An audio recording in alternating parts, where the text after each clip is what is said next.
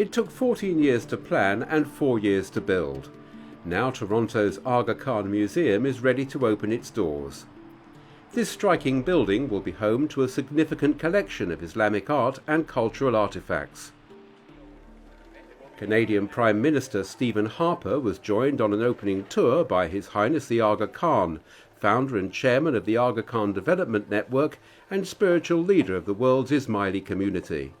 The permanent exhibits were collected over many years by him and his family. His brother, Prince Amin, explained their vision for the museum, the only one of its kind in North America. Here, in Toronto, visitors from all over the world will be uniquely able to experience and appreciate the intellectual, cultural and artistic heritage of Muslim civilizations in all of its rich diversity. It is my hope and expectation that this museum will play an active and effective educational role, helping visitors to appreciate, understand and empathize with an aesthetic and a culture new but no longer foreign or alien to them. Furthermore, the museum should endeavor to institute creative outreach activities into the schools and other educational institutions in this area. In its educational focus, the museum will reach out to speak to Muslims and non-Muslims alike about the peace, creativity, beauty and pluralism of Muslim history. And in these tumultuous times, those values are needed more than ever.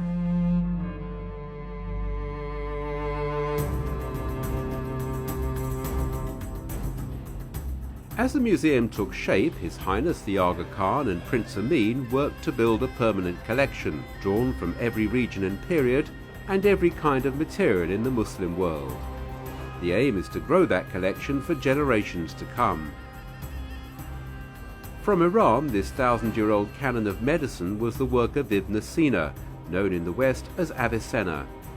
For 5 centuries, it was the most important medical reference book in Europe and the Middle East. Some of the treatments it records are still in use. From India, these watercolour illustrations are from the manuscript of Baburnama.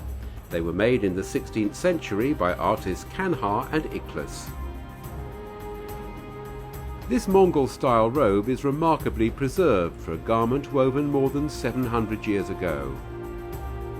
Ceramics from throughout the Muslim world share space with rare items of metalwork and fine carpets which would have been a lifetime's work for their creators.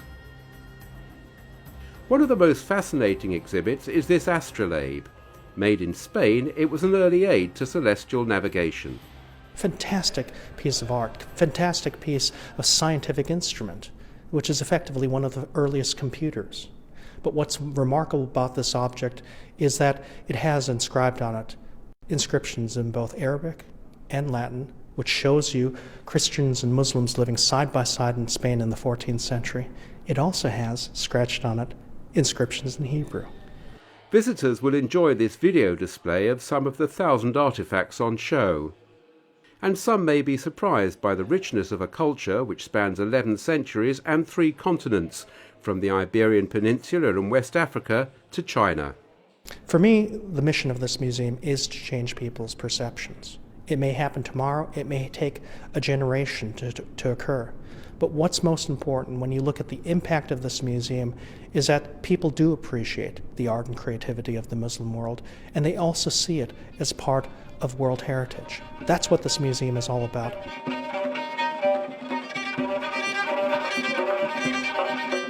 The Aga Khan Museum promises far more than static displays of ancient treasures.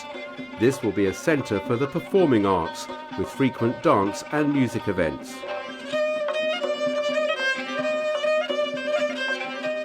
Contemporary art will also have a place, beginning with an exhibition of work by artists from Pakistan.